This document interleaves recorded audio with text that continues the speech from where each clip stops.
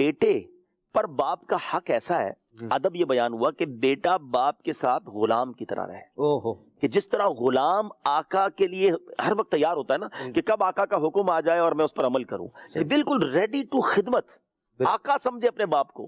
والد سب کچھ ہے ہمارا، پلیز میں اور آپ جو کچھ ہے نا دنیا میں، یہ بات آج ذہن میں بٹھا لیں، جو شرافت ملی، جو عزت ملی، جو دولت ملی، واٹ ایور، یہ ماں باپ کا صدقہ ہے۔ اور پلیز میں دوبارہ بار بار ایک جملہ کہنے کی کوشش کر رہا ہوں کہ اپنے بوڑھے والد کو یہ احساس دلائیں، یہ لفظ احساس ہے نا، اس کی فیلنگ کو محسوس کریں، اس کو تنہا نہ کر دیں گھر میں۔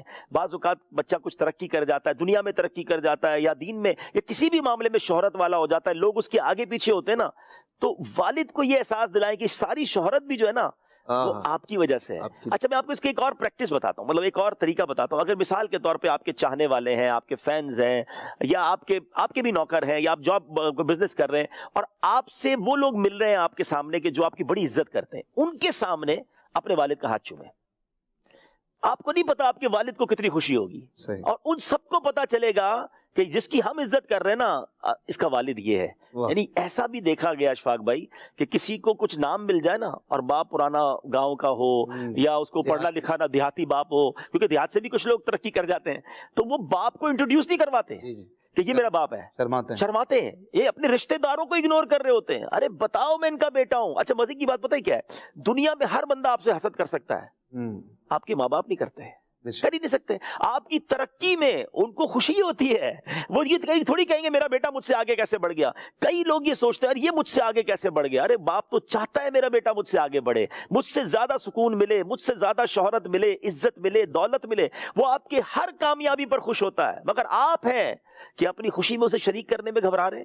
اس کو ریئلائز کراؤ اس عمر میں، باپ پیسے لے کے کہیں نہیں چلا جائے گا، آپ کا کاروبار سمیٹ کے کہیں نہیں جائے گا۔ ایک بار کہہ تو دو ابو یہ سب کچھ آپ کا ہے، یہ میرا تیرا نہ کرے ماں باپ کے ساتھ، خاص طور پہ والد کے ساتھ۔ اس بڑھاپے میں اس نے نہیں کیا تھا ہمارے ساتھ، لیکن آپ اس احساس کے ساتھ اسے جینے دیں کہ میں آج بھی گھر کا سربراہ ہوں، میرا بیٹا بڑا ہو گیا، بیٹے بڑے ہو گئے، بیٹیاں بڑی ہو گئی، ان کا کاروبار بڑھ گیا، ان کی فیملیز بڑی ہو گئی، مگر یہ آج بھی مجھے لیڈر آف دا ہاؤس سمجھتے ہیں۔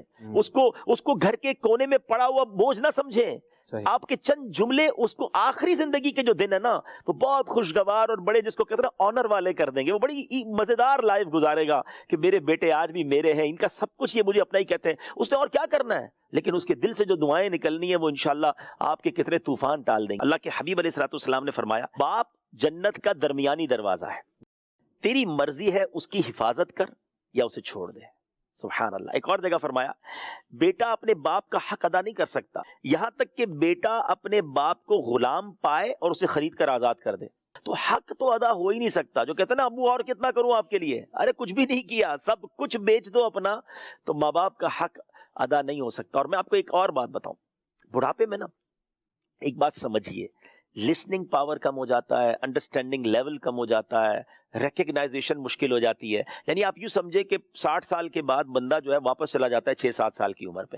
اب آپ سمجھ لیں آپ کا 5-6 سال کا بچہ ہے، اس کو نہیں سمجھ آتا تو آپ ڈرتے نہیں ہیں اس سے، وہ بار بار پوچھتا ہے تو آپ اریٹیٹ نہیں ہوتے، وہ ضد کرتا ہے تو آپ کو برا نہیں لگتا۔ آپ بالکل اپنے ماں باپ کو 60 کے بعد ویسا سمجھ لیں، آپ ایزی ہو جائیں گے۔ اچھا آپ امیجن کر لیں کہ میں 6 سال کے بچے سے بات کر رہا ہوں، اب وہ دوبارہ کہیں گے آپ کو برا نہیں لگے گا، وہ ضد کریں گے آپ کو، وہ ڈانٹیں گے تو آپ کو، بچہ بھی نہیں کہتا میں نے نہیں ابو میں نے آپ سے نہیں بات کرنی، تو آپ کو برا نہیں لگ رہا ہوتا، وہ رو بھی رہا ہوتا تو آپ کو برا نہیں لگ رہا۔ تو آپ اپنے والد کو 60 کے بعد 0 ہٹا دیں اور 6 سال کا بچہ سمجھ لیں۔ اب آپ انجوائے کریں، اب ان کی خدمت کریں، اب ان کی باتوں کو برا نہ مانیں، ورنہ وہاں لڑائی شروع ہو جاتی ہے بیٹے اور باپ کے درمیان کہ وہ ابو آپ بار بار سوال کرتے ہیں، بار بار ٹوکتے ہیں، اور جناب جو ہے وہ ضد کرتے ہیں۔ ارے وہ اب اس عمر میں پہنچے کہ ان کو سننا مشکل، سنائی مشکل دے رہا ہے، سمجھ میں تھوڑا ڈیفیکلٹ ہو رہا ہے، آپ ان کی خدمت گار بن جائیں جس طرح 5-6 سال کے بچے کے خدمت گار تھے۔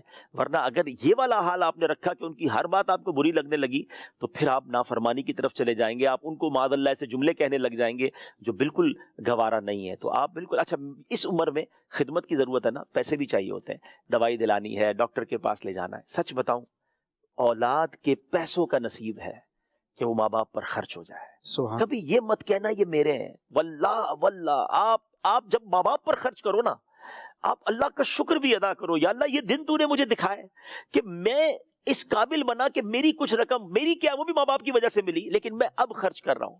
ساری زندگی تو انہوں نے خرچ کیا نا. From the day one. آپ بتاؤ اب تک ہم یہاں تک پہنچے, کھلانا پلانا, لباس, تعلیم, ہمارا گھومنا پھرنا, ہماری خواہشیں, سب کچھ کس نے خرچ کیا؟ اگر اس کا حساب تو کرو وہ کتنے بنتے ہیں. آج تمہیں تھوڑے سے خرچ کرنے کی باری آئی تو کہتے ہو میرے. اللہ اکبر. یہ بھاگ جاگے تمہارے پیسوں کے جو ماں باپ پر خرچ کرنے کا موقع ملا. ورنہ کئی ماں باپ پتہ ہے کیسے کہ وہ خدمت کا موقع دینے سے پہلے ہی چلے جاتے ہیں.